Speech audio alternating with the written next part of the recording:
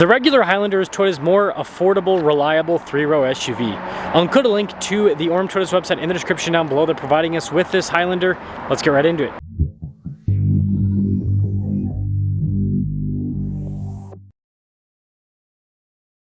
This week's giveaway highlight is the insane Richard Petty Hellcat. If you're interested, use code BHC or click the link in the description down below or in the pinned comment. This will give you 4x bonus entries on any donation, $25 or more.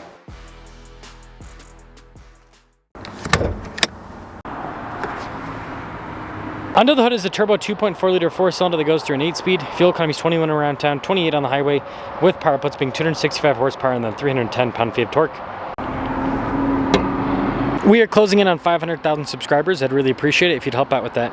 Now the Highlander actually has kind of a boxy hood. You can see it's raised there on either side. The headlights though are a bit more angular. They kind of wrap around onto the front fender there a little bit.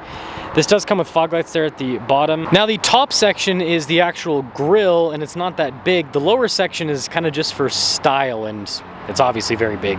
Tire and wheel setup is 235 by 55 by 20. The wheels are completely blacked out. Unpainted fender flares with this particular one, and then you've got little splash guards. Blacked out mirror caps. You also have the pillars that are blacked out. And then here's your side profile. You've got that distinctive kind of hip line that's on a lot of Toyotas. Key fob features, we have our lock and unlock, the opening for the hatch, the Toyota logo, and then it says Highlander on the back.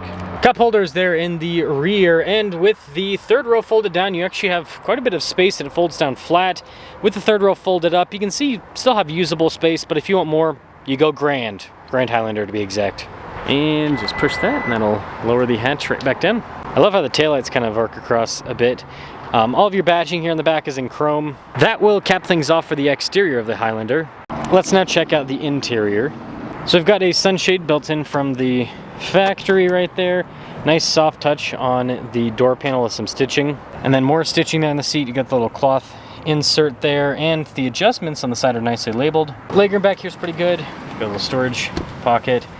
We have our own climate zone in the back, some USB ports, cup holders in the center, and there's actually vents throughout the top.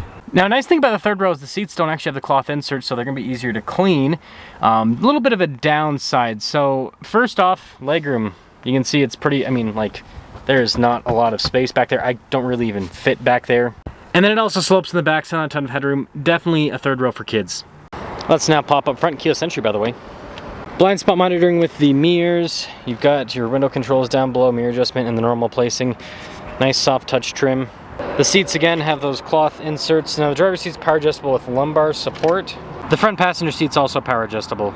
Auto stop start, you can turn it off, that's always nice. And boom. Now with the steering wheel, we've got soft touch all around and practical controls in the front, like your cruise control, for example, lane departure, you've got your volume controls, and then just regular stocks there on the back. We've got this digital gauge cluster, and this is kind of like the sportier theme. You can change the theme on the cluster, which is kind of cool.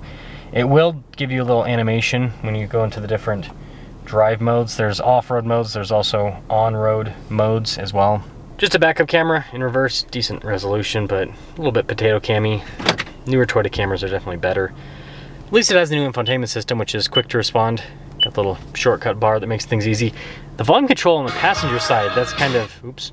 Anyways, that's kind of weird.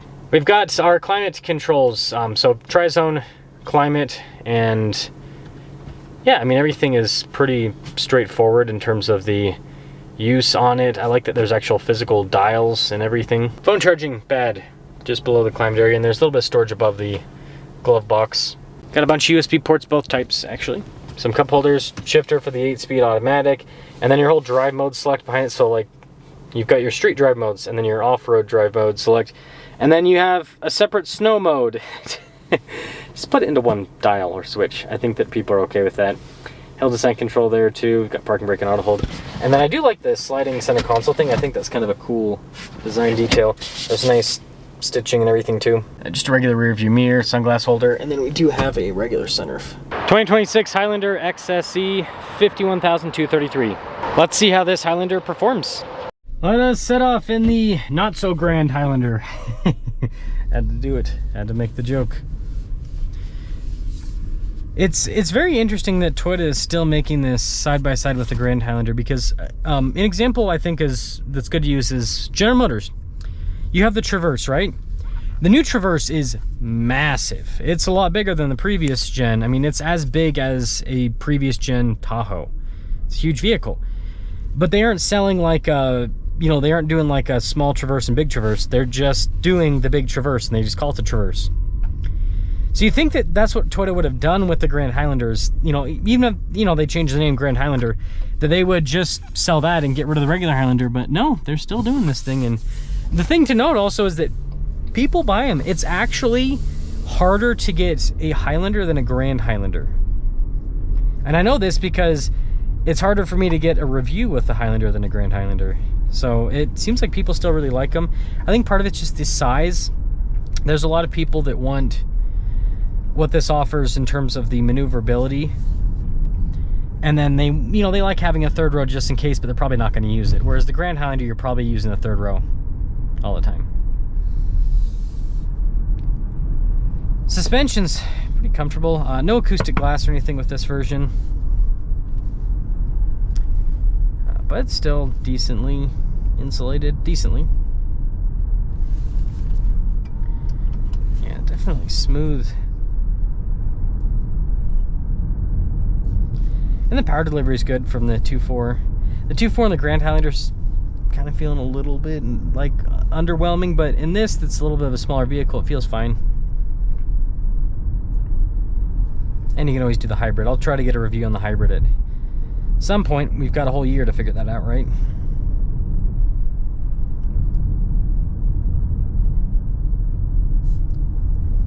But I can see the appeal to this car. I mean, the seats are comfortable. It doesn't get in the way at all. You know, some cars, surprisingly in this segment, they kind of get in the way with certain things, but this, everything's pretty straightforward with the use. And you don't really think about driving too much in this car. It's nice, right? You just kind of go A to B comfortably. And the low end torque's actually pretty good. It can get out of its own way, no problem.